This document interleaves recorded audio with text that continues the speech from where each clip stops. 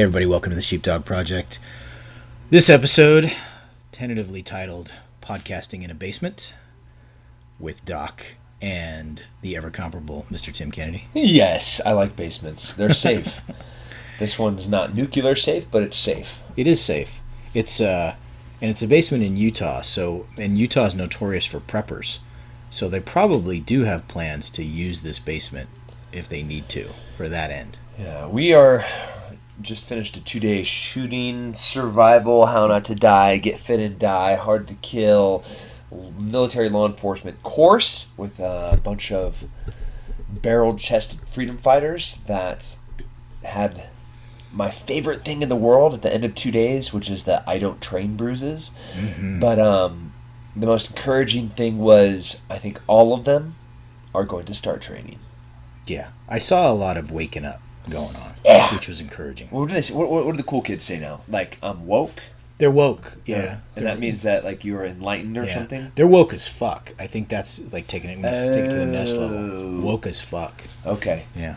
So they are woke, or they are now woke? So, I don't understand. They we weren't should just woke. not even talk about this. Let's not try to be hip, cool. We'll try to forego the vernacular. But so we're on the road with Sheepdog, spreading the gospel, doing amazing things, and with us, very special guest, one of our amazing sheepdog instructors, one of the would you say quintessential? Yes. Yeah. I mean, he embodies every characteristic that we encourage people having. I mean, he is the personification. He is, besides the fact that he doesn't have fur and that his canines are human canines, mm-hmm. He is the sheepdog. He's a lawman. Yeah. He's a black belt. Oh. He's an MMA fighter. Yes. His name is Travis Joyner, and he's here with us. Travis, welcome to the Sheepdog Project. Thanks, guys. Thanks for having me. It's good to be here, hanging out in the basement here. In the basement. It feels a little creepy. Yeah. It feels a little creepy. If you guys must know, I'm wearing pajama bottoms, which probably makes it even creepier. I'm wearing what looks like skinny pants. They do look like skinny pants. Yeah, they're not skinny pants. They're regular pants that look skinny on me because I'm not skinny. Yeah. Because after our regular day of combatives in the morning and then range all afternoon, of course, as all of our students go home and soak in a hot bath and drink hopefully Epsom salt or ice and drink a beer and talk about, oh my God, that was the hardest thing I ever did. We come home and we do a Tim Kennedy Tabata workout, which is pretty amazing, wasn't it, Travis? Would you not agree? It was amazing. Yeah, it's one way to describe it. Do you not feel better though? I do. We do, and we had a bonus round, which I feel thankful for. So we were only going to do 8 Tabatas, so 4 minutes apiece, 20 seconds on, 10 seconds off. But apparently, I had mentioned that we were going to finish with mountain climbers, and we weren't finishing with mountain climbers, and I felt cheated, and I did not want to disappoint. So we added an extra round for the Airborne Ranger in the Sky. Yeah. And we did mountain climbers for the 9th round of Tabatas, rounding our 36-minute Tabata workout. It's gratifying. Definitely good stuff. It was. Now, Travis, you are a police officer. Yes. You're also an instructor. So I mean, you're next level. So I mean, you are instructing the next generation of police officers as they come up, as well as being an instructor, of course, for Sheepdog Response. He's also not a pussy. Not in any sense of the fucking word.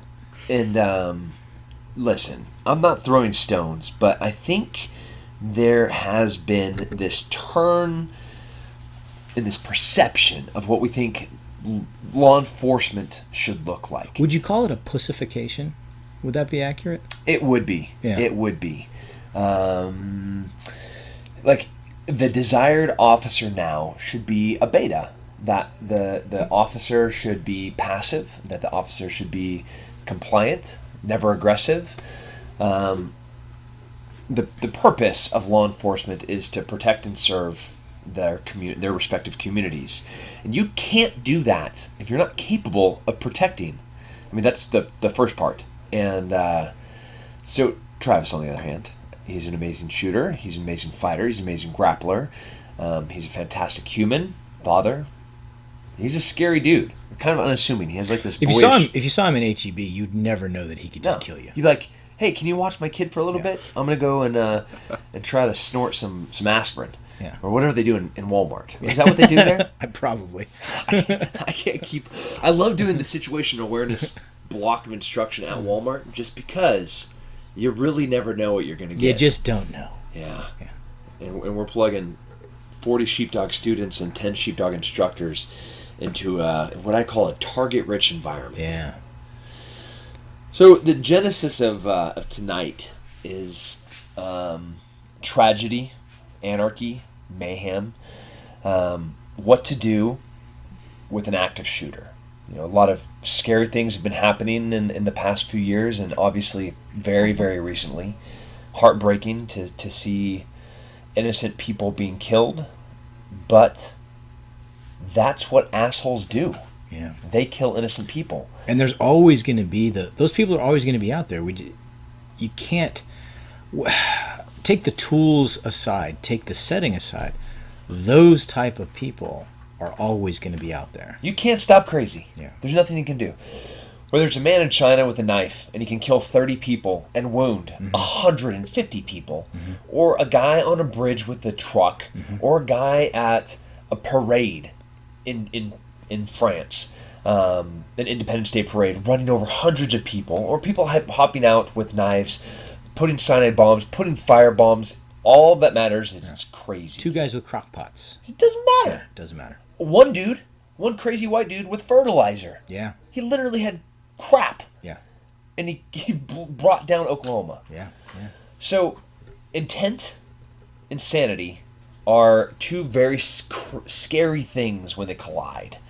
When you have crazy and people that contemplate how to hurt other people. And that's what we're going to talk about. Active shooter is what everybody's calling it now. I don't want to just call it active shooter because shooter says it's always going to be a guy with a gun. Yeah. And that's not what it is these days. It doesn't matter where you are. If you're in Brussels, if you're in Paris, if you're in Cologne, if you're in Berlin, if you're in China, if you're in San Bernardino, if you're in Boston, you're in New Jersey, you're in Orlando, you're in Las Vegas. Crazy is gonna conquer if good men don't step up. Yeah. I like to call it imminent threat. Yeah, okay. Because there's more to it than active shooter. Well, it has extra syllables, so Yeah. of course you like it. Yeah, of course I like it. Yeah, So, it's like imminent, sibilant. Travis is also a smart person. He can say these words. Sometimes. Yeah. So, what do you want to do? You want to look at kind of the review some of the existing Yeah, doctrine? I think that's a good start. So. Let's look at what are people being told. And you know that. I mean, you not only get called upon to go to schools to instruct civilians, you're instructing the next generation of police officers in what is being taught in those schools, in those workplaces. So what are people being told? What are they being told? What's somebody being told right now? If we have, they're calling it active shooter, I call it imminent threat. This is going on in their place of work in the HEB parking lot. What are they being told? Yeah, you have, when you look at it from a civilian point of view or just your average person walking through the streets, I mean, there's all kinds of acronyms out there. Why are there so many? We've been talking about, I can't even remember half of them. But, the general consensus is we're teaching people to run if they can. If running isn't an option, then they should hide. If hiding's not an option, then kind of your last resource is there to fight. Yeah. And that's kind of our last line of defense. Again, there's other names for that, but that's essentially what we're telling the population when it comes to this type of stuff. Why isn't there any unified response? If you look at like the FBI recommends this, the military training recommends this, law enforcement. Active shooter courses recommends another option. I mean, in kind of like the preliminary research that we did before we just hit record, there were 5 or 6 different. Yeah, at least. Maybe even conflicting. Yeah, and that's actually, one of the first things that popped up was some of these are conflicting. People are learning different things. They should be doing different things, whether it's calling 911, whether it's, sheltering in place, whether it's trying to fight, whether it's trying to hide, and it's really just not consistent across the board. Mm-hmm. That's disastrous. Exactly. I mean, it's by design where, okay, I'm going to put out a bunch of different information, so hopefully somebody does everything at once, because we do want people to call 911. Mm-hmm. That is important. Absolutely. Like you have to notify, get EMS on the way, get armed response, because the only thing that's going to stop crazy is a freaking bullet in the brain. Like, if you can give me an example of when we were able to stop crazy, when we were able to stop San Bernardino, Orlando, Las Vegas, without killing that guy, when you get to fanatic radicals, when you get into the London Bridge attacks in Paris, you see the one commonality. Well, I guess there's two. One, they're insane. They're complete fanatics. Two is the only way that you stopped that was by killing them. Yeah. It's from the Zarna brothers, Orlando, Dallas, San Bernardino, Vegas. They only stop when good guys with guns get there and either terminate them, or they realize that this is their last stand and there's nowhere to go. They're cornered. And they're cowards. And they're cowards. And, I mean, they were cowards to begin with. We know that for doing what they were doing. They're and now, cowards. Yeah, and now they take their own life. They're small penis impotent cowards. Yeah. There's no, there's not stories of somebody emerged from the crowd and got them to, talk to them and got them to put their gun down, or they just got tired of it and went home. Let's show them empathy. Dude, that's what we should do. We should try to connect and express how we appreciate their perspective, and that we even maybe feel what they're feeling, and that we can align, even though we have all these differences, and that then they'll stop shooting or blowing things up once they realize that we have so much tolerance for them. I agree with you, Tim, but I think what we should do with that empathy is I think we should smelt it in the form of lead and press it into bullets, and we should package it in such a way that we can deliver that empathy to really show them internally at thousands of feet per second how we feel about them. I like that. Yeah. My favorite part about the Dallas shooting, and there's so much horrible things about that, was when they just took a robot with a bomb and they drove it in on him and blew him up. Yeah. That just makes me so happy. Yeah.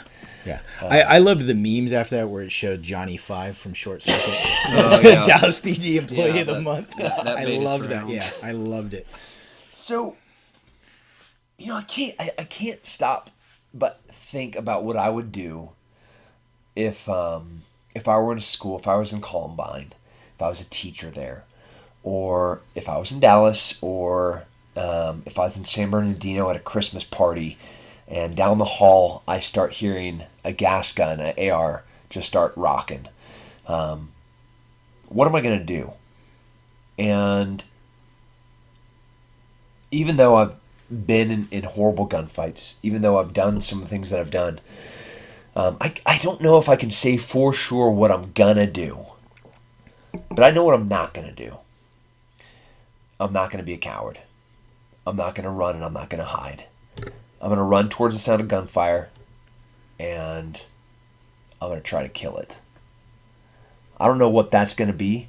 If I'm in Las Vegas and I hear those rounds going off in the hotel room door next to me, I don't have it in me to not do something. Mm-hmm. Does that mean that I'm kicking in a door and running in there like Superman? No. Maybe. I don't know. Yeah. Does that mean I'm going to kick that door in and I'm going to take a fire extinguisher and just stick the nozzle in the door and let it go? If I'm going to take a fire hose and throw it in there and then flip the latch and just see how that dude deals with essentially a flashbang shooting water at him. There's a lot of things that you could do, but what I'm not going to do is nothing. Absolutely. And I think evil succeeds when good men do nothing. And you can't really put that on an acronym. As well. Yeah. You can't put that in a run, hide, barricade, block, call 911, and then start making out with somebody that's scared there, or whatever those acronyms are. You just have to put it. It's a cultural problem. We gotta just tell people to go. Yeah. Just be violent. Yeah. I think we've conditioned. We grew up in a generation where everybody got in a schoolyard scrap. Oh yeah. And that we've been conditioned now. It's weird that on one hand, the I'm not even going to try to say it. Nobody engages in personal violence anymore. We've kind of played that down. People go through life. The fact that people can show up to basic training at age 18 and in an entire basic training class in the United States Army, none of those people have ever been in a fist fight. Just boggles my mind. That's bad. But that's the truth. That's the truth of the world that we live in. Entertainment has continued to get just as violent. I'm not blaming that for anything. Video games are certainly violent. I'm not blaming those either. But we've depersonified it. Yeah. In a lot of sense. And I think that's where the danger lies even a little bit more. People want to blame movies and they want to blame video games. But I think when people learn to detach themselves from violence, because Tim and I have both traveled in countries where the value of human life is played down. Right. And for that reason, people think much less of killing someone. Yeah. Because, it's like, well, I have 5 siblings that died of malaria or whatever. People die all the time. It's not such a big deal. Watch. Boom. I just shot a pregnant woman right through the abdomen just for the hell of it. Yeah. And I think when you make it a video game, and people, their concept of violence is video games and entertainments, but not ever having been punched in the face, I think that changes the way that people look at it. And certainly in situations, I'm not saying any of that causes these type of situations, but I'm saying people's reaction is certainly hampered by it. Because if you've never been hit and the time that you're subjecting yourself to personal injury is in an imminent threat situation, I think you're a lot less likely to do that. Oh, absolutely. It's gonna be a shock to your system. It's something you've never experienced, and that's not the time to find it out. Find out what your response is going to be. Yeah. The only way that you can get people to get over what your response is going to be like once you get hit, or once a round goes off next to them, once somebody starts shooting next to them, once people start screaming, is have them get hit. Mm-hmm. Have them be in an environment where screaming around them isn't that abnormal. Yeah. Well, what do we do in training? And you do it too in law enforcement, and we do it in the military. Stress inoculation. Absolutely. Right? It's vital. And we were doing it on the range today. You do stress inoculation to the point that, so when the first time you see that, we can't shoot people in training as much as we sometimes would like to. But what kind of things do we do? I mean, we grapple. We use things like shock knives. We do things like the stress test that we did today to put them under physical stress. Tim was grappling with somebody today, and when he started half-stepping, he was slamming his fist into the mat inches from the guy's head, basically saying, this is what I would be doing to your head. Yeah. And that's a wake-up call to people. He didn't wake him up, though. No. He'd never been hit before. Yeah. He was a deer in headlights. Yeah. He's a police officer that was scared to death that my nasty gorilla meat hooks were slamming the mat next to him, realizing that could have been his face. Yeah.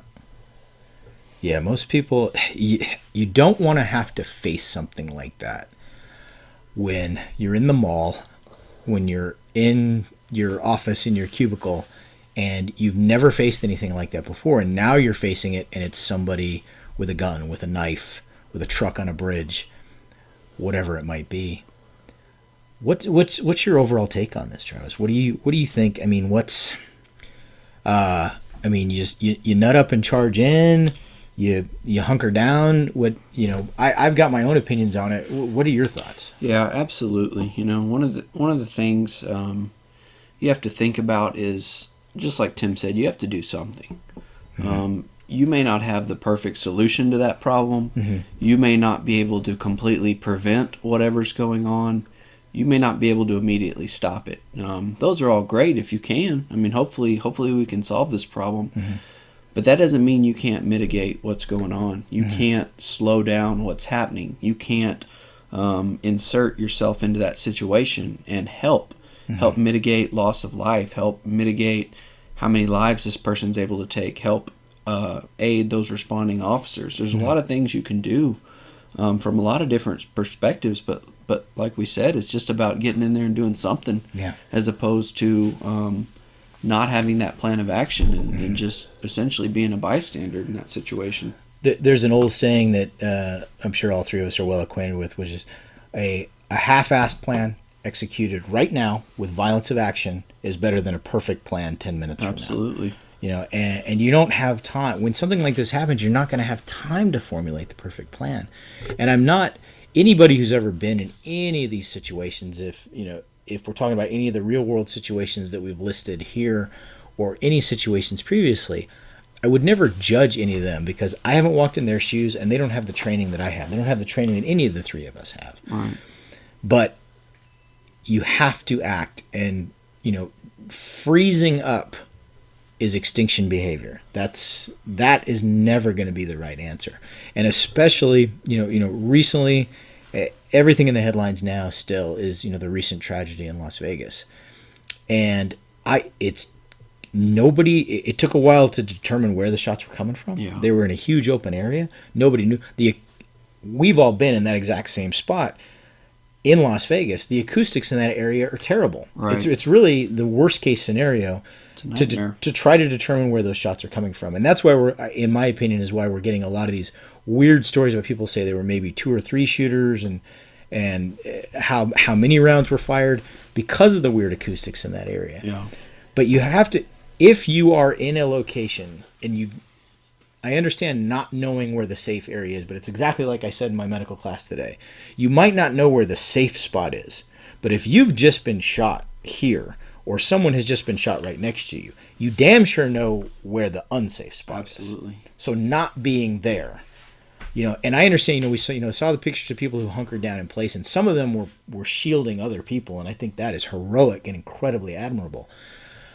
But man, just when I think about, literally, the phrase "fish in a barrel" gets thrown around a lot, and that son of a bitch, and he that cowardly piece of shit that was shooting those people. Literally, they didn't know where to go. Yeah. They didn't know where to go. They were trapped. And I don't know. We said we were going to talk about Las Vegas, but it brings out a lot of cultural things about our society right now. My mom, my dad, my uncles, my aunts, there were periods where they were taught in school how to do medical training. Mm-hmm. How to stop bleeding. That when the nuclear bomb siren went off, they would crawl underneath their desk. Mm-hmm. And I have incredible parents. I have amazing aunt and uncles. I have very healthy, intelligent, rational, logical family members that went through that. It didn't damage them. It might have even made them better versions. Do I wish that we lived in a world that my kids didn't need to know how to put on a tourniquet? Of course, I wish that. As both of you do as parents as well. But that's not the world we live in. So would it be a disservice for us to try to make our kids think that they live in a fantasy world, or treat them like the intelligent, self-sufficient individuals that they are, and give them the tools that they need to maybe even save a life? Yeah. And it might grow them up a little bit. And I like it that they're kids. But we are doing them a disservice by not preparing them for what is already here. We've got an entire generation right now that I don't think knows how to change a tire. Or pump gas. Yeah. They haven't changed a tire. Yeah. We have an entire generation that doesn't understand how to put gas in a vehicle. That scares the living bejesus out of me. You don't need to know how to fix a combustible motor, or how electrical motor works, or how to take a piece of rebar and drive it into somebody's femur, hook it up to a car battery, and torture them until they tell you what you want. It works. That was a scene in Taken. I have never done that. Yeah. We outsource that. The answer is 32 seconds. I think you hit it, though. Doing these things isn't about being scared. It's not about being paranoid. It's not about living your life in fear. We all hang out together, and we don't walk around in a permanent state of fear or paranoia. You're just prepared. You live in peace. You walk in peace because you're prepared. You're aware of what's going on, and you have the tools to help you respond as best you can. And I don't think that's living your life in fear or anything unnatural. Well, I always tell people, you're not paranoid if they really are after you. Yeah. Okay, and there really is a threat out there. And like you say, none of us, Tim and I have talked about this on the show before, none of us live in a way that this is a detriment to our lives. I live a full and rich life, completely aware with 360-degree awareness of the threat that's out there. How moving forward, what is your advice going to be? How are you going to live your life? What's your advice going to be to family members? We've got ACLs this coming up. Yeah. How going out in large crowds, going out to these public gatherings. What are you going to tell people? Yeah. At the end of the day, like you said, I don't let it control me. I don't let it control how I live my life. Because then they've won. Right. Yeah. I'm not going to let someone doing something affect the choices I make. I'm just going to make smart choices when I'm out, when I'm with my family, when I'm with people. I'm going to be as aware as I can of what's going on, and have confidence in that I've trained as best I can, I've prepared as best I can to do whatever I need to do in these situations. And that could be a variety of responses, like you said. These are all unique situations. Mm-hmm. These all play out differently, but the core concepts of training just come back to helping you come up with a solution and being aware of not putting yourself in, maybe a potentially dangerous situation to begin with. Yeah. Yeah, and what the problem is, what is a potentially dangerous situation? It could be a lot these days now. Yeah. It's not just walking down the alley, the dark alley by yourself at night. It could be a concert. It could be a public gathering. It could be a Pecan Street Festival or any other type of event you could find yourself in, and that's just the reality of the world we live in. Yeah. No, I think, the way we preach it at Sheepdog, analyze the situation, make an assessment, take an action. You have to be prepared for that at all times. And you have to realize that we do live in a dangerous world, and it's a dynamic world. Yeah. And it's not everybody who it crossed paths with you on a given day has had the same day that you've had. Right. Whatever it might be. Whoever comes into your path, they might be having you might be having the best day of your life, and they're having the worst day of their life. And this could be this runs the spectrum from road rage to somebody coming into an office building and deciding that they're going to get payback. Yeah. So it's complicated. And people asked me that was on social media, via text from friends and family members. Well, what would you have done if you were there? And I say, I think the first thing when I realized what was going on was it. Assuming I wasn't hit, would have been to take a knee, lower my silhouette, and survey the area. And the first thing I'm doing this in retrospect, is I think my thought process would have been, we were all looking at the stage. Nobody on the stage had a gun. That's the one place I know the shooting's not coming from. Absolutely. And I would have run in that direction. Yeah. It's like we say we talked about it today. We talked about it in our shooting classes, and I talk about it in my first aid and my trauma classes. If you're walking and all of a sudden you're getting shot at, that's a dangerous place, and 3 steps ago I wasn't getting shot at. So that might not be a safe place, but it's probably safer than where I am now. So going back to that last place that I wasn't getting shot at is probably a safe place. And so you have to analyze what's the most likely safe place. In that situation, I do think it would have been the bandstand. I think that's the direction I would have gone. I would have looked to hunker down under the apron and then to do a little bit better assessment of, is this a ground level shooter working their way through the crowd? Is this from a vehicle? Is this from a window, which ultimately we know it ended up being? And then making assessment to move out from there. And, even though, not to contradict what we said earlier, we did say, a plan with violence of action executed rapidly. That doesn't mean you just start taking off in one direction, which people did, and it's not their fault. I mean, they didn't know. They knew that people were getting shot, and they ran. And apparently there was some miscommunication in the crowd. And then as they were running in one direction, someone said something that made them think that was from where the shooting was coming from. Yeah. And the crowd en masse turned, probably ran some people over. So it was chaotic as hell, and understandable. It always is, though. Yeah. You're like, I can't think of a gunfight, an ambush, an assault. I can't think of. I mean, they say war is hell, because it is. And that's what these situations are very similar to. They're not as efficient in the violence, which thank God that they're not. But it's hell, and it's chaos, it's anarchy, it's pandemonium, and nobody knows what the right thing to do is. You don't know where to go. I know it stops bullets. If we look at just any given urban area, a mailbox stops bullets. Yeah. A curb stops bullet. An engine block stops bullets.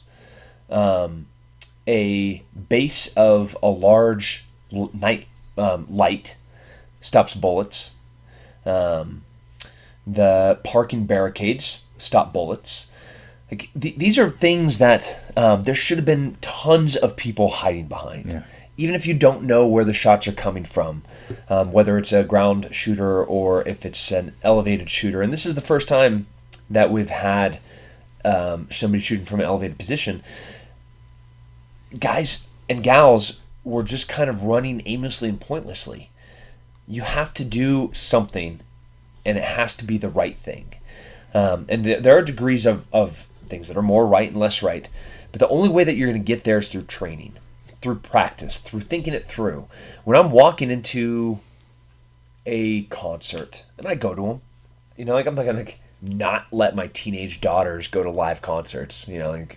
I will burn in parent hell. I'm not going to not take my toddler to what do we see? Lion the Witch from the Wardrobe, the Zach Theater. We're going to go do that because I'm trying to be a decent human.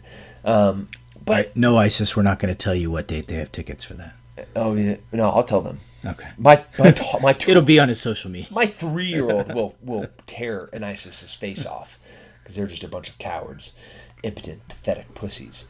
But when I walk into these different theaters, different amphitheaters, different movie theaters, I have a plan. I think about the most likely course of action. Like what is the most likely threat that's going to come in there. I have a permanent state of situational awareness. I see where the exits are. I also realize that those exits could be entrances. I look at where inside of there could stop bullets. I position the seats that I pick in a way that I can get in or out of the theater rapidly. I can also have a vantage point through all of the entrances and exits into the theater. So pretty much if you walk into that theater with bad intent, I got the drop on you. You already have a plan. Because I got a plan. It's thought out. And it only takes 1 second. And I don't sit there and I don't talk to my teenage kids about it. I don't say, all right, honey, this is what we're going to do. Let me freak you out and ruin your whole entire night. That's not what happens. But I have a plan. And they know if something happens, they're going to meet me at the car. That's exactly the briefing that my wife has had. That when it happens, just look at me. I'm going to put one hand on you, and you're going to do what I tell you to do. Whatever I tell you to do, you do exactly that. If I don't tell you what to do, you get down on the ground and you find the closest thing you can hide behind. And if you don't see me for a while, just meet me at the car. If you see 25 people on top of me and all of them have guns and knives, don't worry about it. I'll be fine. I'll meet you at the car. They just need to know that they're going to be safe and that their dad is going to be able to kill every last living thing that tries to hurt them, which I will. Yeah. I mean, Jim hit the nail on the head. It's like in law enforcement, you're taught, responding to every call, running through those scenarios in your mind. What could this be? What could potentially happen as you're approaching, looking at, entrance, exits, possible points of cover, all that. So that way, if something does happen, your mind's going to find that solution a lot quicker. Yeah. Than if you're, found yourself in a position where you're caught off guard. And like you said, it's not an overly involved process. It's just about being aware of your surroundings and thinking these things through, relying on your training. Yeah. Well, and that's, the advantage that the three of us have, and I thought about it a lot when Tim was talking about being in gunfights is I remember my first gunfight, and I remember what was going through my head with decades of training. And I think about what it must be like for civilians who haven't had that training, who are not. And obviously, I was stepping off an aircraft in full kit in a country where I knew we were at war. So this was not a surprise to me. Right. I think about the chaos that it must be like for civilians, and that's why I would never, and I know you guys wouldn't either, never dream to judge their reactions because they don't have the benefit of that training. They weren't expecting it, and I think it's got to be so much more chaotic, really, on some levels than anything we've ever been through. For sure. Because think about that, and Tim, at some point in the future, he may choose to tell the story on air about there's a horrendous ambush that Tim was involved in, and think about that same ambush, and by the way, you were escorting 4 buses with 50 civilians each who were nuns. I mean, think about what that would have been like. That would suck. Yeah. I mean, they and that's one of my big concerns about one of these scenarios, whether it's in a movie theater, in a concert venue, in a supermarket, is nobody in there knows who I am. They don't know to look for me. My family's going to look to me for those cues. Yeah. Those people aren't going to know to look for me, so they're going to do their own thing. It's not like it's not like one of us is going to be able to take charge and go, all right, everybody here, I don't have time to explain it, but I'm in charge. Do this. Yeah. We're all going to run this way, and we're going to hide behind that, or we're going to do X, Y, or Z. So, and because of that, that's why everybody needs to be aware of this on their own, and they need to get, like you said, training. They need to get that training on their own. You need to know how to react to threats. You need to know how to identify the threats before they occur. Here's the deal. If somebody working, I'm going to go out on a limb here, and I'm going to say if a hotel worker who worked at the Mandalay Bay had gone through Tim Kennedy's block of instruction on situational awareness and on biometric profiling, they would have known something was up. Yeah. That guy took 23 weapons, or whatever it was. 400 pounds? 400 pounds of weapons up to his hotel room. Something was amiss here. I recognize it's Las Vegas. It's a huge metropolitan center. I recognize that the Mandalay Bay is a huge hotel. At some point, it's just like, and we know, going back to the San Bernardino shooter, people saw what was going on there. They didn't want to be called xenophobes. They didn't want to be called anti-Islam. They didn't call it in. Yeah, go to Orlando. Yeah, somebody saw something funny at some point, and they brushed it off. Okay, and I'm not, again, they haven't had the training, so I'm not judging them on that. But if I'm looking, I'm assessing people every time I see them. I'm looking at their eyes. I'm looking at how they're dressed. I'm looking at their waist to see if they're imprinting a pistol. I'm always looking for things like that. Yeah. And, if you're looking at, hey, that's kind of weird. I've seen the same guy go up to his room 5 times now. That's a little bit strange. Maybe we ought to look into that. Yeah.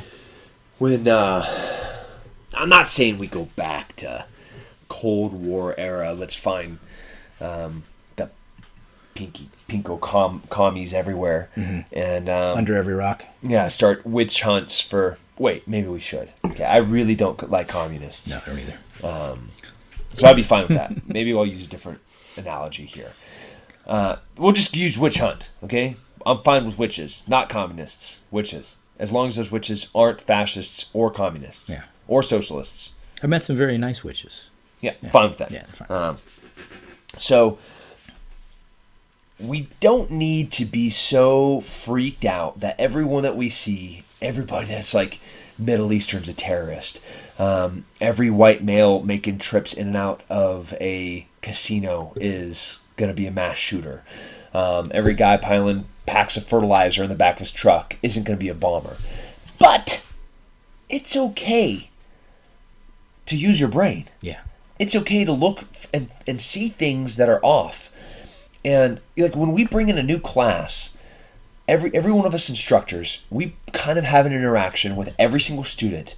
And that very first night, we all together go back and we talk about all of the students. Hey, do we have any concerns? Do we see anybody that's off? Do we see anybody that's... And that's not weird. No. It's normal. It's healthy. For us. And it's self-preservation. Well, and 9 times out of 10, if you notice, we always, the person that we go, that dude was a little twitchy. Yeah. And as soon as we get to the range, It's confirmed. who's the guy we have problems Yeah, with? it's confirmed. And we have to assign a permanent instructor to Yeah. stand next to him to make sure that he doesn't shoot It's himself. usually a correct assumption. Have we been wrong? I don't think so. I don't. Not that I can No. recall. Yeah. In whatever, how... Thousands of people that we've been training. Yeah. I've never been like, oh man, I was wrong about that guy. He's Yeah. an alright dude. Nobody he is- doesn't scare me with a gun. Nobody's ever totally surprised us. No. Nobody goes from the twitchy dude to honor grad. It's never happened. No, but I mean, there have been some pleasant surprises. Today during the stress test, we saw somebody whose shape did not necessarily give me the assumption Yeah. that they could move quickly. It was rather pear shaped. Yeah, and I was like, all right. Yeah. Homeboy, if Yeah. you lost a little bit of weight and you shot a little bit more, you would be one scary Yes. Yeah. dude. So there are an occasional pleasant surprise, but on the reverse scale, it's never like, all right, I'm worried about the guy, and then I'm like, man, this guy's cool. Let's go have some coffee. No, it ends up like, I'm worried about this guy, and all right, we have at least somebody within arm's distance of him at all times. Yeah. So our best tool is our brain. You can know how to fight, you can know how to shoot, but if you can't use your brain and you can't realize that something's wrong, that something's off, that thing, that sixth sense where you're like, it's just something's not right. That's your brain. Yeah. And you're gonna have to dig into that. Yeah. Cops on beats. Like you hear time and time again these stories of, man, I felt like I was being watched. And lo and behold, somebody tried to kill him that night. Yeah. The soldier that's on patrol, and he's like, man, they got the hair sticking up on the back of their necks. They're like, just something's not okay. And they find out that the Vietnamese were moving parallel to them, planning an ambush, or that Hillary Clinton was flying a drone over them and not sending them reinforcements for 13 hours. Yeah. Like there's reasons that they have those feelings, and those feelings we later find out were very much substantiated in rational logic. They just couldn't put it into words. Yeah. So you gotta, and you can develop your brain. The more trained you are, the better that sixth sense is. I won't even call it a sixth sense because it is a legitimate, rational, logical feeling that is learned through training and experience, and it will save your freaking life. How many times as a police officer have you pulled somebody over for a routine traffic stop? They're well dressed, not in a bad neighborhood at the wrong time of night, but something tells you something's not right. Yeah, absolutely, Yeah. man. I can't even tell you how many times. Yeah. You just, and some of that's training, right? Like Tim talked about, the biometrics, atmospherics, picking up on that. And sometimes it's just like, there's the age-old saying in law enforcement, the hair on the back of my neck stood up. Even if I don't have any, that saying's there for a reason. Because just something isn't right. Something's telling me that this is off. And I may later find out there's an explanation for that. It may be reasonable, but you have to act on that. You have to trust that and at least investigate it. Yeah, there's a term for it, which is thin slicing. There are these little cues in people's body language, in sounds that you're hearing and your brain is processing, even though you're not aware of it, and things like that are telling you that this is bad. That something's up. I've been here before. All of the cues are there and they're falling into place. There's a book called Blink that talks about it quite a bit. And I see it in medicine quite a bit. I can walk into a room and just look at somebody sometimes and go, this guy's a little bit sicker than the chart seems to dictate. Yeah. There's something more here. Right. Through a facial expression or the sweat on their forehead or whatever it might be. Yeah. And you have to listen to that. And sometimes you're picking that up even before you could necessarily put it into words. You're picking up those cues just because you've seen them. Yeah. And when you kind of go back and digest what's going on, in these situations that develop quickly, then you start to realize, okay, yeah, I saw this, I felt this, I smelt this, I heard that, and all those things start coming together. There's never been a time where I was like, oh man, didn't see that gunfight coming. There's always been these like building tells where like, I'm in a village and there's no villagers here. Yeah. That sucks. Yeah. Or I'm like driving through a valley and for 10 houses in a row, there's not even a freaking goat. Yeah. I mean, the one village in Afghanistan why are there no dogs barking? Because they took every dog with them. And they even hate dogs. Yeah. They don't even like dogs. Yeah. And they're going to take them with them anyways because they realize that we're going to just kill absolutely everything. I'm walking into a house and we're like, hey, come out of your house. We don't want to shoot you. And the guy's like, hey, go screw yourself. Allah Akbar. It's pretty clear that's coming. We're sitting in a theater and a guy kicks open the door and throws in a smoke grenade or a gas canister. Yeah. Guess what? It's a clue. It's about to get real. Yeah. You're about to have to do some work. Don't be surprised when a dude with a gas mask walks in and starts mowing people down. If you see a dude walk in white prayer robes and set a pressure cooker down, or like last week, sit down a firebomb, and yell Allah Akbar and run out. You're not surprised when that thing goes off. No. Now, Boston bombing, those guys, they planned that meticulously. They dressed flawlessly. They tried to avoid cameras. They made effort. Watching a dude with a back. There's a reason at airport is like, hey, don't leave your bags unattended.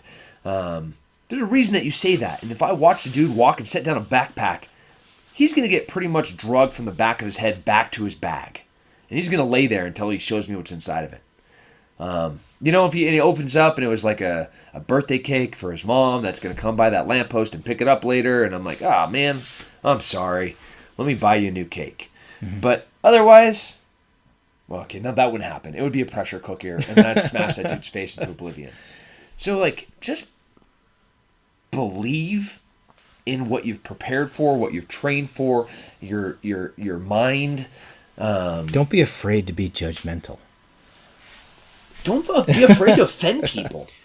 Yeah, that's huge. I would rather offend somebody and then buy them a beer than see a theater load of people get blown up. Like you were talking about, you just made me think of when I think it was the Dallas Sheepdog event that I went to, and I was with a buddy of mine that came with me, and between us, we had probably 10 guns, several hundred rounds of ammunition, which we ended up not wanting to leave in our car, obviously, and discreetly carried up to our hotel room.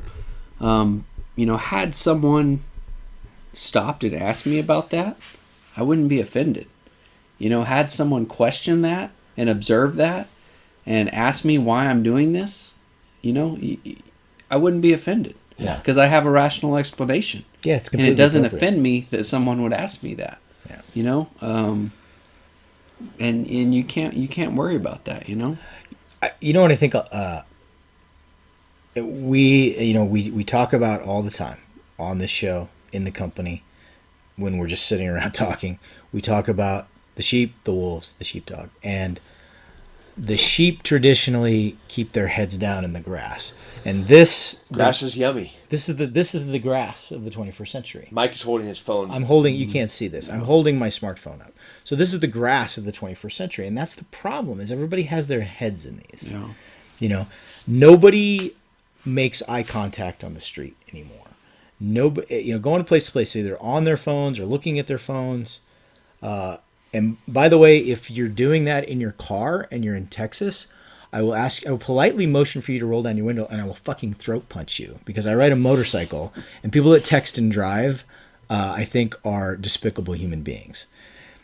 If people would get out of their phones, there's no possible way you can be aware of the situation around you if you're buried in this. Yeah. And I understand, if you're at the supermarket and you're trying to locate an item, or you're at work and you're engrossed in the task at hand at your computer, or you're at a concert and you're enjoying yourself and you're completely engrossed in the entertainment. Yeah. I understand that is going to certainly take away from some of that situational awareness. But as we've said before, it's not especially with the recent, we kind of wanted to make this generic and we wanted to avoid talking specifically about the Vegas incident. But in this incident, because of the lack of awareness in the perpetrator's girlfriend, family members, neighbors, people around him, people he associated with, people who may have interacted with him in the hotel, a lot of other people got put in danger. And this is not a blame game. I'm not pointing fingers at anybody.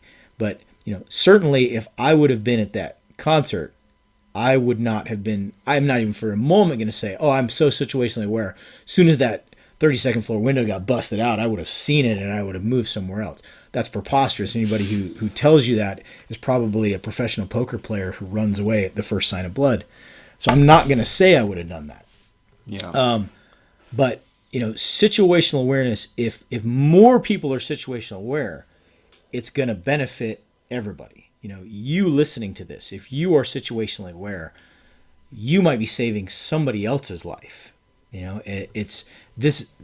There's multiplicity in this. The more people that we can get involved in, Tim has said it, and Travis has said it. It's you have to get the training. If you don't have it, number one, if you're listening to this, you're probably not the person who needs to hear it, because most of you guys are doing this already. But encourage other people. If they're asking you, I know a lot of people who listen to this podcast live the lifestyle that we talk about, and a lot of them, whether you're a venture capitalist or whatever you are looked upon in your peer group as the expert on this. And tell them the number one thing they can do is get out of their cell phone and just flat out be aware of it, whether they want to purchase a firearm, get the training, whatever it is. If they just get out of their cell phone and be aware, that was one of the things during World War II. Is if you see something, say something. Yeah. Right? We don't do that anymore. They were also asking for Americans to donate guns to ship back to Britain to rearm the populace because they were afraid they were going to get invaded by a bunch of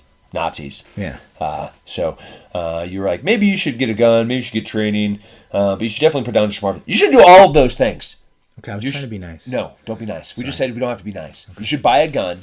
You should go get training. Yeah. You should understand situational awareness. Right. You should understand profiling. You should understand different cultures. You should be well-read. You should be educated. So when you see something that's off, you can smack that bitch around. You can save some lives. Yeah. Plain and simple. But let's talk. Elephant in the room, because this keeps getting brought up. So what?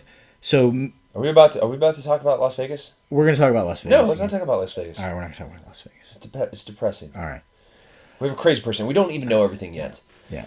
All we know is he's it's a crazy true. person, and a lot of people did the wrong thing. A lot of people died. Yeah. So what we're trying to do is give people... And that's not their fault. No, we're it's not saying that's their fault, because it's not.